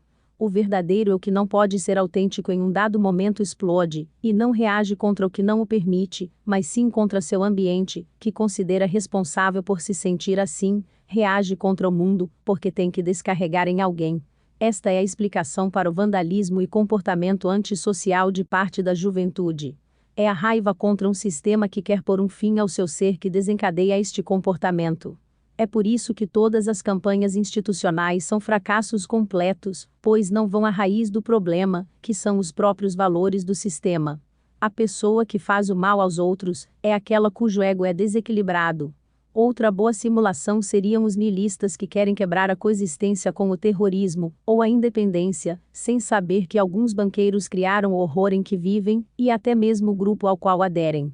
Um terrorista islâmico é um ser traumatizado, que encontra no inimigo cristão o caminho para acalmar a raiva provocada pelo mal que o impede de viver em paz. Todas as outras formas de terrorismo podem ser explicadas da mesma forma. Como veremos, há também um componente sexual em quase todos eles. A ideia de realidade. Para sair ao mundo, é preciso ter uma ideia de como ele funciona. A partir daí, você pode interagir na conversa cotidiana, onde você descobre o que é real e como resolver os problemas, porque nos tempos atuais hiperemocionais, você deve dar sua opinião com veemência e confiança sobre tudo, provavelmente para esconder sua própria ignorância. Caso contrário, outros o varrerão no combate dialético da discussão, pois as pessoas roubam a energia umas das outras, porque é disso que se trata o sistema econômico e cultural, que é sustentado pela competitividade. Este é o problema colocado por Krishnamurti de estar adaptado a um mundo insano. Eu me adapto à patologia dominante ou permaneço fiel aos valores humanos e ao bem em um mundo que não acredita mais nele. A loucura predominante pode arrastar pessoas com menos personalidade ou menos autoestima para a depressão, forçando-as a modificar seu ser identificando-se com a cultura decadente predominante, a fim de se sentirem integradas ao resto da sociedade. Eu mesmo tenho verificado isso empiricamente ao longo dos anos, em que tenho testado a consciência coletiva, no auge da paranoia do terrorismo de Estado e de gênero. Nesses momentos de máxima tensão, ataques, terremotos, vírus perigosos, guerra dos sexos, mais pessoas eram vistas na rua falando sozinhas, em estado de alucinação, e mais pessoas caíam em seitas com ideias extravagantes, cuidadosamente plantadas ali pelo governo sombra. Ao escrever estas linhas, atualmente a Catalunha está à beira da independência, pude ver como um grande amigo, muito patriótico e portanto, muito estressado pela situação, me enviou 10 mensagens seguidas elogiando a teoria, de que a Terra é plana, em um estado próximo à alucinação. Esta é a prova, de que a esquizofrenia é a resposta a uma situação estressante e aterrorizante para a qual o ser humano não consegue encontrar uma explicação, e portanto, busca ou cria outro mundo paralelo que ele possa compreender, e com o qual se vinga do sistema que ele considera louco. De certa forma, ele transforma a loucura, transmuta a loucura social em loucura individual. A energia negativa, falsa ou estressante que ele não pode digerir, assimilar ou parar, é compensada por outro tipo de pensamento falso, que é a mesma coisa, que acontece com a histeria, mas levada ao mundo da sociedade da informação. A criação de uma bolha, um mundo paralelo. Quando estamos sozinhos, e rodeados de pensamentos negativos, preocupações e medo como na sociedade moderna, geramos pensamentos que nos fazem sentir bem, e nos dão energia para sair, e batalhar lá fora. Estes pensamentos, por exemplo, antes de dormir, podem ser românticos ou heróicos, mas sempre narcisistas, no sentido de que nos colocam em situações em que agimos de uma forma que nos faz aplaudir e amar, o que nos permite estar em paz, que é a base para dormir bem, e assim recuperar forças para a batalha do dia seguinte, na qual a loucura e o estresse do desemprego, impostos e multas ainda estarão presentes, afetando a todos nós. É este alter ego que, ao repetir este tipo de pensamento uma e outra vez, acaba se tornando uma dupla personalidade, ou bolha narcisista, que com o passar dos anos, e talvez através do uso de drogas, pode acabar nos desconectando da realidade. O pensamento que nos dá força, repetido várias vezes, acaba gerando uma personalidade alternativa, uma cisão, uma ruptura de nosso eu. Os indivíduos alienados têm os conceitos errados, e é a incongruência destes conceitos com a realidade que os faz perder contato com ela. No sucesso, por exemplo, eles desenvolvem uma personalidade alternativa e falsa, da qual se separam do resto dos seres humanos. Um bom exemplo são as pessoas que tentam imitar um comportamento supostamente bem-sucedido, como ser extremamente magro como os modelos mostrados pela indústria têxtil, ao custo de gerar o grave problema de saúde conhecido como anorexia. Na realidade, é a sociedade que está doente, ao promover estes conceitos, neste caso, estéticos, estes modelos, como eles mesmos dizem. Outro exemplo semelhante pode ser encontrado na importância dada às marcas de roupas e ao sucesso material, uma tendência muito comum hoje em dia, que pode fazer uma pessoa fingir ter posses ou realizações na vida, que estão muito distantes da realidade, até que esta arrogância vã acabe gerando uma pessoa alternativa, que acaba vivendo em uma falsa realidade paralela. Conheci várias pessoas que inventaram que tinham terminado um curso universitário e viveram toda a vida reinterpretando essa falsificação. Neste caso, o psicótico considera que é melhor para você ter esta falsa imagem dele, do que você descobrir sua inocência ou simplicidade, pois isso destruiria seu eu inventado, superdimensionado. Mas a raiz do problema, mais uma vez, está no fato de que a sociedade de hoje valoriza mais o falso do que o verdadeiro. Assim, o problema poderia ser resolvido se a cultura coletiva valorizasse a simplicidade e a inocência, em vez da aparência e da falsidade. O caso do amigo imaginário, tão comum em muitas crianças, é apenas uma inocente realidade alternativa provocada pela solidão. Mas por outro lado, esta transfiguração atinge alturas dramáticas, quando submetida ao programa Monarch, dentro do já mencionado MK Ultra, que, através de símbolos de filmes e histórias infantis como Cinderela, Branca de Neve, O Mágico de Oz, João e Maria, Alice no País das Maravilhas e todos os mais populares, insere personalidades alternativas nos artistas do mundo dos videoclipes que os reproduzem, como Miley Cyrus, Katy Perry, Kesha, Lady Gaga ou Britney Spears, que por sua vez se conectarão com jovens e crianças através de códigos icônicos subliminares inseridos nesses mesmos vídeos. Você pode ver referências a essas histórias no gênero videoclipe, que teve seu início no ano de 1980, embora na realidade grande parte dos filmes esteja readaptando essas fórmulas de sucesso repetidamente. Esta é a explicação pela qual Hollywood reescreveu as histórias infantis em formato perverso no século XXI, porque graças a elas manipula perversamente o inconsciente coletivo, de modo que somos confrontados com a versão de psicologia social do já mencionado projeto MKUltra. Os métodos que esta pesquisa nefasta desenvolveu, para dominar a mente individual e transformá-la em um escravo, foram reorientados para a programação em massa da população através dos meios de comunicação de massa. A psicóloga Ellen Pellecter explica em seu livro The Relationship Between Mind Control Programming and Ritual Abuse, como a unidade da alma humana é quebrada para controlar o indivíduo. A programação de controle mental baseada em trauma pode ser definida como tortura sistemática, que bloqueia a capacidade de processamento consciente da vítima através da dor, terror, drogas, ilusão, privação sensorial, estimulação sensorial excessiva, falta de oxigênio, frio, estimulação cerebral e muitas vezes perigo de morte. Sugestão e ou condicionamento clássico e operante são então usados para implantar pensamentos, diretrizes e percepções da mente inconsciente, muitas vezes em uma nova criação induzida por trauma, identidades dissociadas que forçam a vítima a fazer, sentir, pensar ou perceber as coisas de acordo com a vontade do programador. O objetivo é que a vítima siga as diretrizes sem consciência, incluindo a execução de atos em clara violação das convicções espirituais da vítima ou da sua vontade. Este método, utilizado pelos programadores de elite, é muito semelhante ao bullying, que ocorre repetidamente nas escolas pelo agressor aposto, ou no local de trabalho pelo chefe opressor. O assédio constante pelo agressor tem o objetivo de fazer com que os nervos da vítima sucumbam e se rendam completamente à sua vontade.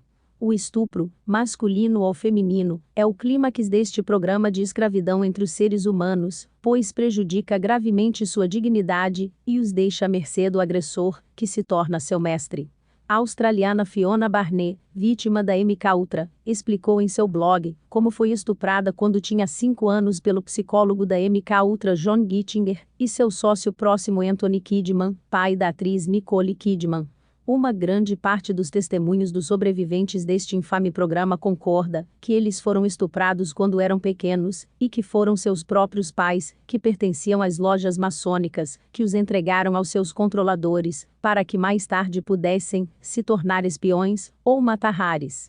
Resta saber quantos deles acabaram se tornando artistas famosos, embora a cantora popular Joan Baez, filha de um militar ligado a esses temas, tenha relatado ter passado por esse trauma em sua canção Play Me Backwards, uma alusão às mensagens subliminares em discos de vinil.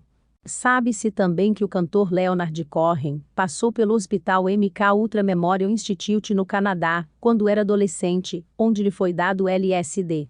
Uma vez que esta questão chegou ao público, vários artistas relataram estar sofrendo este assédio, como Britney Spears, Kesha ou Katy Perry, entre outros. Em todos os casos, o satanismo também desempenha um papel importante. Se olharmos de perto, a cultura de massa nos maltrata psicologicamente diariamente com sua overdose de horror, violência e degradação humana e na realidade, as crianças de Freud ao leme da mídia de massa pretendem, e conseguem, a mesma coisa que os abusadores e controladores. Quebrar nossa estabilidade mental, para que adotemos ideias ou pensamentos que nos destroem, que destroem nosso espírito. A constante repetição cinematográfica de catástrofes e perigos, que levam o próprio planeta à beira do desaparecimento, procura gerar o mesmo efeito coletivo que vimos em nível individual com a programação Monarch. Nos desligar de nosso espírito. Neste sentido, é bom lembrar como o método Gittinger, para decifrar diferentes personalidades, é conhecido desde os anos 60, e sabe-se que os seres humanos tentam compensar sua tendência natural em uma direção ou outra, introversão-extroversão, líder-seguidor, a fim de se encaixar no grupo. Portanto, não é difícil imaginar que as diferentes tendências e temas no mundo do cinema e da televisão sejam originados por equipes de psicólogos que desta forma condicionam as emoções humanas, utilizando a teoria dos arquétipos de Jung e o inconsciente coletivo. Mais informações em meu livro A História Secreta de Hollywood. As preocupações que nós cidadãos sofremos diariamente diante dos constantes aumentos de impostos, multas, o preço das necessidades básicas em relação aos salários, e o medo de perder nossos empregos, podem muito bem ser vistos como uma provação aos seres humanos, o que os faz escapar da realidade através dos mundos de sonhos gerados pelos filmes e canções, de preferência negativos, superficiais e materialistas. Taxas, novos impostos e o constante aumento dos preços geram estresse que tem que ser compensado com pensamentos positivos artificiais ou repetitivos, o que nos leva a gerar esta bolha narcisista para fugir da tortura. As preocupações também dividem nossa mente, e a prova está em nossa ausência de concentração. Por que deixamos nossas chaves em casa ou esquecemos algo? Porque nossa mente está dividida entre a atividade do momento e a preocupação com os problemas que ameaçam nosso futuro. A alma e o espírito, mais uma vez dissociados, gerando problemas que então carregamos conosco na forma de complexos de culpa, especialmente quando eles levam a multas e perdas de dinheiro. A ciência oficial chegou a conclusões semelhantes ao estudar como o cérebro trabalha para lidar com o estresse. Em princípio, o estresse é uma resposta adaptativa de nossa biologia para administrar situações imprevistas que envolvem nossa sobrevivência. A chave está no hormônio cortisol, que nos permite reagir rapidamente a eventos imprevistos, mas esta extraordinária secreção é projetada para retornar ao seu estado normal quando a situação se acalmar. Em outras palavras, é uma resposta para que uma situação excepcional, proteção, fuga ou luta, não seja mantida indefinidamente. O eixo responsável pela regulação dessas reações hormonais é conhecido como glândula pineal hipotálamo adrenalina, está relacionado ao fígado e afeta por sua vez o resto de nosso sistema endócrino e, portanto, o cérebro. A diferença entre o estresse positivo da época, em que éramos caçadores e guerreiros, e o presente é que a vida moderna cronifica o estresse por todas as razões que mencionei acima, às quais poderíamos acrescentar a velocidade com que as mudanças tecnológicas ocorrem, e a obsolescência programada dos bens de consumo impostos pelo fabricante de diferentes maneiras. Atualizações das aplicações de telefonia móvel significam que elas rapidamente se tornam inoperantes. Sem mencionar as discussões em casa, devido à paranoia da guerra dos sexos, é claro. Vivendo em estresse permanente devido a discussões no trabalho, ou em casa, conhecido como estresse crônico, a produção excessiva de cortisol, por sua vez, causa um aumento da atividade e das conexões neurais na amígdala, conhecida como centro do medo.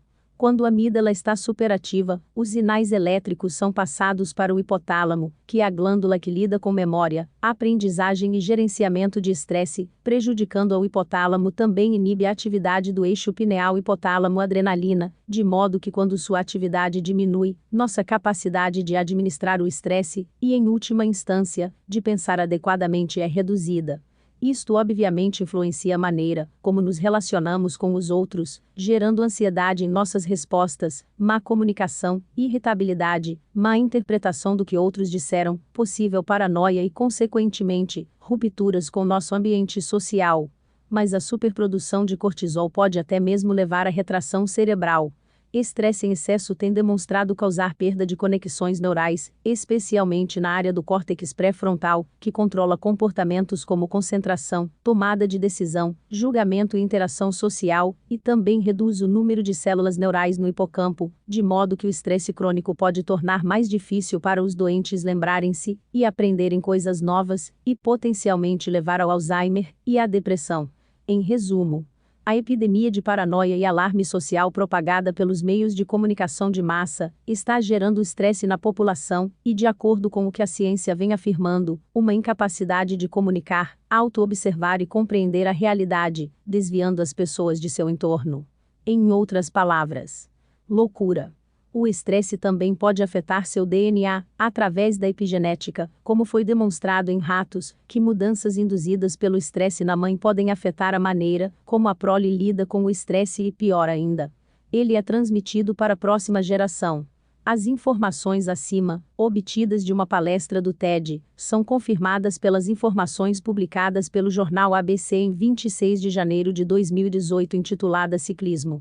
Doping de pai para filho, que detalha como o filho do ciclista lituano Raimondas Rumšas, sancionado por doping em 2002, foi suspenso, também por doping, na forma de um precursor do hormônio do crescimento, quando ele próprio se tornou ciclista profissional. O fato de seu irmão ter morrido de parada cardíaca, quando tinha 21 anos de idade, confirma que Rumšas poderia ter transmitido o desequilíbrio químico causado pelo uso dessas drogas a seus filhos. O que nos lembra que um grande número de espécies animais tem sofrido dificuldades na expressão da masculinidade como resultado, supõe-se, dos estrogênios com os quais os animais são engordados, dos disruptores endócrinos utilizados em muitas indústrias e das próprias pílulas contraceptivas femininas. Tudo isso encontra seu caminho para as águas dos aterros sanitários e prejudica, como disse, a diferenciação sexual das espécies animais e, obviamente, dos seres humanos. O hipocampo controla a homeostase, ou seja, regula nosso equilíbrio interno com o mundo externo, incluindo a temperatura, daí o conhecido sufoco quando estamos estressados. O estresse contínuo modifica o funcionamento do cérebro e causa irritabilidade, o que pode levar a problemas sociais, pois reagimos de forma exagerada a qualquer comentário. Essa irritabilidade e insegurança pelo que estamos vivendo, produto da vida moderna, é basicamente um princípio de dissonância no espírito, uma partição do ser, que toma decisões que consequentemente, podem levar à bipolaridade e daí, à esquizofrenia. Esquizofrenia e Síndrome de Estocolmo. Aqui está a explicação mais concisa para a origem da esquizofrenia e os diferentes graus de insanidade. O ser que não pode agir como tal na realidade física acaba escapando dela fabricando uma realidade paralela, que não lhe causa dor. A pergunta subsequente é perturbadora. Se este ser não pilota mais este corpo, já que o deixa de vez em quando, quem assume o controle? A resposta a esta pergunta só pode ser encontrada na realidade espiritual que, como veremos, responde a quase todas as dúvidas. Outro ser toma posse deste corpo, ou no mínimo, ambos os seres compartilham este invólucro a partir daquele momento. Paradoxalmente, esse outro ser que disputará seu corpo a partir desse momento se identificará com a ideologia que o traumatizou e lhe impôs esse comportamento, o que é explicado pela já mencionada Síndrome de Estocolmo. Através deste raciocínio podemos explicar uma grande parte da neurose. Por que um homem se sente como uma mulher ou uma mulher se sente como um homem, um trauma conhecido atualmente como transgênero? Porque ele permitiu a posse de seu corpo por um espírito do sexo oposto, que é movido pela vibração semelhante. A vibração daquela pessoa traumatizada e degradada pela propaganda, que destrói sua autoestima, aproximou-se do elemento invasor, o que torna possível a intrusão em uma realidade impulsionada pela ideologia de gênero, que considera que a natureza humana é intrinsecamente má, e que a masculinidade no homem e a feminilidade na mulher devem ser reprimidas, induzindo assim as crianças a se comportarem sem gênero definido, ou seja, sem a natureza. A criança ou adulto, cuja natureza é reprimida, pode eventualmente ceder a tal pressão tortuosa, e dar lugar a outra entidade do sexo oposto, que irá competir com a verdadeira, para ver quem dirige aquele corpo. Daí, logicamente, os problemas mentais desses seres humanos, que não sabem se devem agir a partir de sua energia original ou a partir do invasor. Ao encorajar tais comportamentos, os estados estão simplesmente promovendo a autodestruição dessas pessoas. Seu suicídio. A maioria dos distúrbios mentais associados ao chamado movimento gay LGBT são a consequência de condicionamentos trabalhados por psicólogos comportamentais com ratos em laboratório, onde o rato foi reprimido com um choque elétrico. Isso equivale às notícias alarmistas sobre violência de gênero, e até mesmo programação de gênero nas escolas, e contra o fantasma do machismo, que reprimem a condição humana natural, forçando-o a modificar seu comportamento, neste caso, pervertendo-se. A mente é simétrica. Para a repressão de um comportamento natural, o eu tem que escolher o comportamento oposto, porque, como o rato, a repressão e o trauma induzido move-se para o outro extremo. Nestas situações extremas, a mente funciona de forma polarizada. Se um homem recebe um choque elétrico, quando se comporta de maneira masculina, ele se torna feminino. Quando uma mulher recebe uma reprimenda se quer uma vida com seus filhos, e sem trabalhar, ela modifica seus valores para evitar o castigo, tornando-se masculina. Pensemos por um momento sobre a categoria neutra deste ser andrógeno, nem homem nem mulher, que o sistema nos propõe. O que é um ser neutro? O que esta palavra em última análise significa? Um ser neutro é um ser que não reage, sem uma vida própria, sem consciência. O escravo MK ultra perfeito. Um indivíduo anulado. Tal é o nível de energia negativa, na forma de perseguições, assassinatos, mentiras, perversões, manipulações, emitida por filmes, séries e programas noticiosos, que vivemos em um nível muito alto de excitação, o que faz, por exemplo, uma relação amorosa sem este nível de excitação perversa, na forma de brigas, traições, reencontros e paixão desenfreada, nos parecer monótono. Para manter esse nível de hiperexcitação, temos que abandonar as relações quando elas não produzem mais a enorme energia que a paixão gera, então nos tornamos vampiros em busca de energias, quanto mais intensas, melhor, para nos manter nesse nível de energia. De certa forma, nossas escolhas de vida são condicionadas pelo estresse permanente em que vivemos por causa da cultura pervertida e da economia sobrecarregada. Além disso, a moda sadomasoquista que atingiu o planeta no século XXI é outra consequência desta hiperexcitação cultural. Quando a busca do prazer ultrapassa certos limites, ela se torna autodestrutiva, como neste caso. Os alimentos modernos, e em particular os refrigerantes adocicados, aumentam exponencialmente esta excitação, e se descobriu que produzem episódios de euforia, seguidos de fadiga, depressão e niilismo. As bebidas energéticas, baseadas em grandes quantidades de cafeína, como Monster ou Red Bull, levantam esta equação exponencialmente, e podem muito bem ser consideradas como drogas e criadores de mentes bipolares. Foi provado que um grande número de crianças, e em menor grau, adultos, que foram estupradas desenvolvem comportamento homossexual no caso de meninos e promiscuidade, e em alguns casos prostituição, no caso de meninas. A explicação está no fato de que os meninos que ainda não afirmaram sua sexualidade são confundidos com esta violência e sofrem um hacking de sua identidade sexual. Algo semelhante acontece com as meninas estupradas, que perturbam a modéstia natural sobre sua sexualidade e o desejo natural de se entregar somente ao homem que amam. A cultura de massa, por outro lado, acabou inserindo um programa na alma humana, o que pode levá-la, por exemplo, a ver a prostituição como uma profissão digna de respeito quando, ao mesmo tempo, condena o estupro como o pior tipo de violência. Uma sociedade louca se comporta como a louca, com um discurso moral duplo. A mesma sociedade cuja mídia enche seu público de sexo e violência arranca seus cabelos quando os homens agem de acordo com seus instintos mais básicos e escutam Freud, buscando seu prazer sem consideração pela dignidade inviolável de outros seres humanos. Os mesmos políticos freudianos, que afirmam defender as mulheres da violência masculina, exaltam o sexo como caminho para a liberdade, em uma contradição tão apoteótica e tão silenciada, que se torna mais uma prova de que são os indivíduos mais tóxicos e perversos, que se elevaram às posições mais altas do poder. Os documentários sobre prostituição, que podem ser vistos na internet, e as próprias estatísticas sobre prostituição, repetem várias vezes o mesmo padrão. Uma grande proporção de mulheres na prostituição foi violada quando criança ou coagida, através da cultura de massa, a promiscuidade. A explicação é que este ato violento modificou seus valores sobre a sexualidade, desvalorizando-a, identificando-se com a vítima que era, e dando todo o seu valor como pessoa à excitação sexual, tal como Freud pretendia. Na mesma linha, muitas mulheres tiveram que aceitar a humilhação sexual para trabalhar na indústria do entretenimento, e daí se lançaram à prostituição. Se já o fizeram uma vez, por que não fazê-lo profissionalmente? Esta é a realidade da perversão. Uma pessoa passa para outra, como a mordida do vampiro, usando seu maior poder econômico ou profissional. Incapazes de compreender, quanto mais de resistir a esta agressão, as crianças violadas acabam confundindo esta violência com o verdadeiro amor, perseguindo ao longo de suas vidas a mesma situação que perverteu suas mentes, com o objetivo de compreendê-la, da mesma forma que na repetição mental da situação do dano descrita acima. Por que isso aconteceu comigo se eu era uma criança inocente?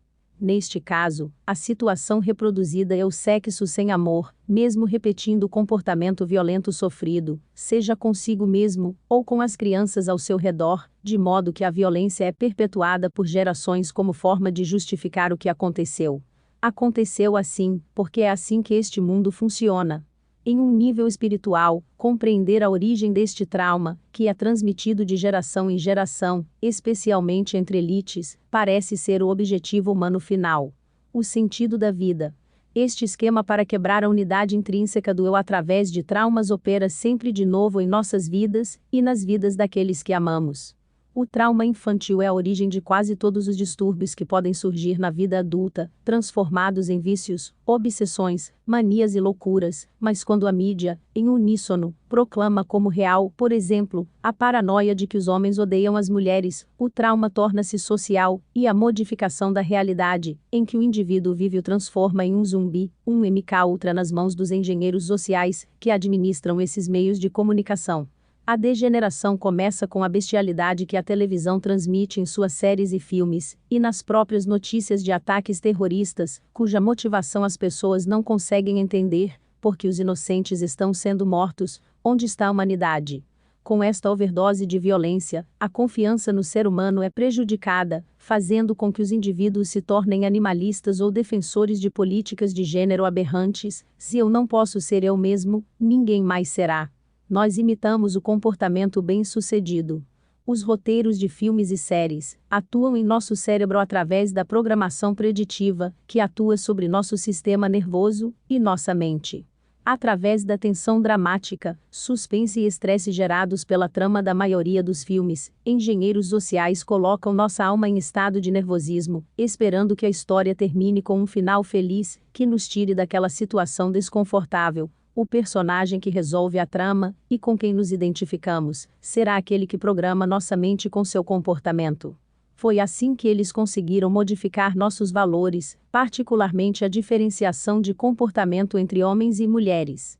As pessoas mais emotivas, mais apaixonadas, serão marcadas por um processo de identificação com os personagens dos filmes, e desenvolverão patologias narcisistas por acreditarem que são situações vivas semelhantes aos heróis ou heroínas interpretados por seus ídolos. Julia Roberts, Angelina Jolie, Tom Cruise, etc. O ser humano moderno, incomunicável nas grandes cidades devido à paranoia coletiva emitida pela mídia, comunica-se em silêncio com o lixo projetado pela televisão e contempla os seres degradados que ali aparecem, acaba se identificando com eles, com sua maneira de se comportar. Se alguém com suficiente poder controla através de seus agentes, e a própria dinâmica do politicamente correto, o que essas estrelas pensam, elas terão sob seu controle os milhões de pessoas que as imitam. Em outras palavras, um MK Ultra social. Para mitigar esta solidão, na era da internet tivemos acesso às redes sociais, onde pudemos encontrar pessoas com preocupações semelhantes, mas logo aprendemos que estas ferramentas gratuitas também escondiam seu outro lado. Os executivos que deixaram o Facebook em 2017 reconheceram que seu objetivo não era saudável e que, pelo contrário, contribuíram para isolar as pessoas de seu ambiente real, fazendo-as viverem um simulacro de realidade. Como demonstração, as novas paranoias foram lançadas através de redes sociais. Em 2016, o conceito feminista de manspreading, ou manspreading masculino no metrô ou ônibus, foi lançado nas mídias sociais, e eu tive a experiência em primeira mão de como era uma criação de paranoia através das mídias sociais. Assim que recebi uma nota no Facebook sobre esta nova moda, coloquei meu radar em alerta, para ver se ela estava afetando a mente coletiva. 4 dias depois, quando eu estava viajando na linha amarela do metrô de Madrid, uma garota começou a insultar um cara que estava sentado em uma posição que não era de forma alguma abusiva. Minha experiência tinha sido confirmada.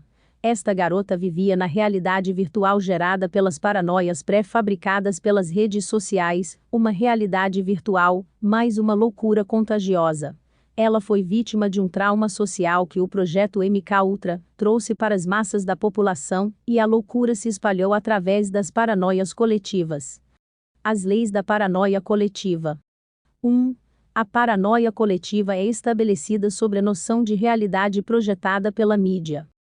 Assim, quando a mídia transmite a mesma mensagem paranoica em todos os países, como os homens são maus com as mulheres, e como muitas pessoas pensam que a realidade é democrática, para muitas pessoas a afirmação da mídia, de que ela é real prova sua veracidade. Isso nem sempre é o caso, é claro, porque a verdade é antidemocrática e é governada por fatos objetivos, não exageros. O verdadeiro alarme social difere da paranoia coletiva na medida em que o primeiro surge do povo e o segundo é projetado pela mídia na mente das pessoas. Quando a paranoia projetada a partir das telas permeia a mente de um número significativo de pessoas, as pessoas acreditam que ela é real e a reproduzem na rua, cumprindo a programação preditiva. Em resumo, é assim que as guerras são criadas, por exemplo, amplificando eventos isolados destinados a colocar povos ou nações uns contra os outros, através da paranoia coletiva. 2. Os humores se tornam contagiosos. Tédio, alegria, estresse, esperança, depressão, otimismo ou pessimismo se relacionam muito mais facilmente do que muitas pessoas pensam. Os psicólogos sociais, ao leme das cadeias da mídia, exploram este conhecimento para lançar as paranoias coletivas. As pessoas que não desenvolveram sua individualidade, a ponto de se recusarem a admitir algo que sabem ser falso só porque as massas parecem concordar em ceder a reportagens sensacionalistas, auto-enganando-se ao se alinhar com a maioria e aceitar que a paranoia é real. 3. A paranoia coletiva se soma. Não ser capaz de interpretar a veracidade de um alarme social ocorre porque outras paranoias geram estresse no indivíduo, que o impede de ter clareza mental suficiente para elucidar se o alarme é real. O melhor exemplo é que a paranoia da guerra religiosa entre cristãos e muçulmanos gerada por aquela organização fantasma chamada Al-Qaeda surgiu ao mesmo tempo que a da guerra dos sexos. A crença de que os ataques foram criados por islamistas foi transferida, de forma freudiana, isto é, do inconsciente, que conecta duas ameaças simultâneas, mas similares, para a existência de uma falsa guerra dos sexos com base na denominação violência de gênero. Uma vez desmontado o fenômeno da Al-Qaeda, o nível de estresse caiu, e as pessoas começaram a perceber a falsidade da violência de gênero, a ponto de apenas aqueles que estavam se beneficiando da indústria gerada pela paranoia continuarem a defender sua existência. 4. Paranoias têm que crescer para sobreviver. Se uma paranoia coletiva não é movida por novos aspectos dela, seu poder diminui até desaparecer, porque ao contrário da verdade, a mentira por si só não tem vida própria. É por isso que novas notícias sobre o 11 de setembro, ou o Diário de Anne Frank foram transmitidas durante anos. Porque uma vez que perderam seu poder, a verdade começou a aparecer, e teve que ser combatida com mais mentiras. 5. Paranoias se contradizem e não se explicam.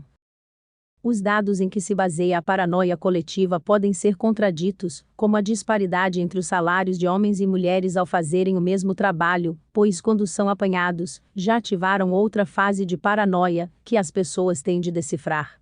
Os engenheiros sociais que dão argumentos à mídia se esquivam de explicar como eles mudaram a argumentação em que se baseia a veracidade da paranoia.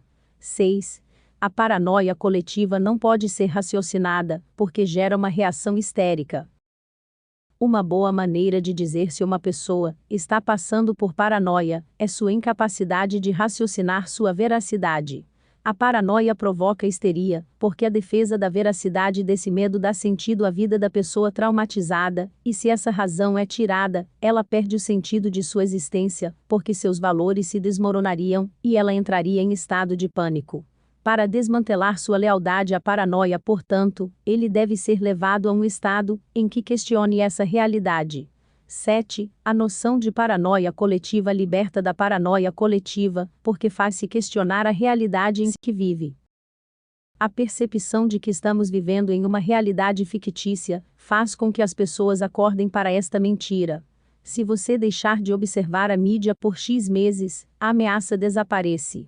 Ela só existe se você observar a mídia. 8. Senso comum e comunidade curam a paranoia coletiva. A ameaça cresce à medida que as pessoas que abraçam a paranoia formam um coletivo de sofredores isolado da sociedade, mas que procuram infectá-la com sua paranoia. Dentro da comunidade, a paranoia coletiva é curada, porque a própria noção de comunidade é contrária à propagação da paranoia. 9. A paranoia coletiva é construída sobre novos conceitos socialmente engendrados. Não há nada de novo debaixo do sol, Cada vez que um novo conceito é criado é porque os engenheiros sociais querem gerar uma nova realidade, e uma nova realidade é o prolegômeno da paranoia. A noção de modernidade, que uma nova realidade surgiu e tem que ser adaptada a ela, prelúdio da paranoia. Teto de vidro, disparidade salarial, sexismo, identidade de gênero, mansplaining. Engenheiros sociais geram novos conceitos, para identificar uma ameaça que apoia a plausibilidade da paranoia. Exceto pela modernização de algo que já existe, como vírus de computador, não há nada de novo debaixo do sol. 10. Paranoias coletivas são reconhecíveis, porque procuram gerar novas leis, no calor da paranoia. A paranoia coletiva abre caminho para a promulgação de leis repressivas, no calor da paranoia, do alarme social artificialmente criado, obtendo ganho político com este alarme social pré-fabricado. 11. As pessoas mais afetadas pela paranoia coletiva tornam-se os propagadores mais ardentes de sua própria paranoia. Seguindo a lei do trauma social induzido, a pessoa traumatizada com paranoia coletiva tenta compartilhar seu trauma, infectando seu ambiente através da histeria, neste caso, convencendo-se de que a realidade em que vive é verdadeira. Os engenheiros sociais que criam as paranoias utilizam essas pessoas traumatizadas como ativistas nas organizações que criam para difundir sua paranoia, e assim a pessoa traumatizada com um tema tentará expandir a paranoia ligada a esse tema. Por exemplo, aqueles traumatizados pelo amor tentarão espalhar a paranoia da guerra dos sexos. Aqueles traumatizados pela humanidade tentarão dar direitos aos animais e assim degradar os seres humanos. Aqueles traumatizados pelo outro sexo tentarão ter os dois sexos vivendo em espaços separados, etc, etc, etc. A falta de comunicação entre os seres humanos devido à vida moderna acabou gerando a impossibilidade de se relacionar, e no país que mais desenvolveu e incorporou a tecnologia, o Japão, os homens acabaram se relacionando com bonecos infláveis e não se atrevendo a sair de casa. Em 2018, estimava-se em 1 milhão de hikikomori. Pessoas que não saíam de suas casas, não estudavam nem trabalhavam, e nem mesmo viam suas famílias. Eles não podem ser nada mais que indivíduos traumatizados após um período de trabalho, onde desenvolveram uma aversão total ao sistema. No Reino Unido, eles eram chamados de isolation men, ou seja, seres sem comunicação humana alguma. Em outros países, alguns homens optam por fazer sexo com dispositivos robóticos. Se há algum exemplo incontestável de loucura moderna, é este.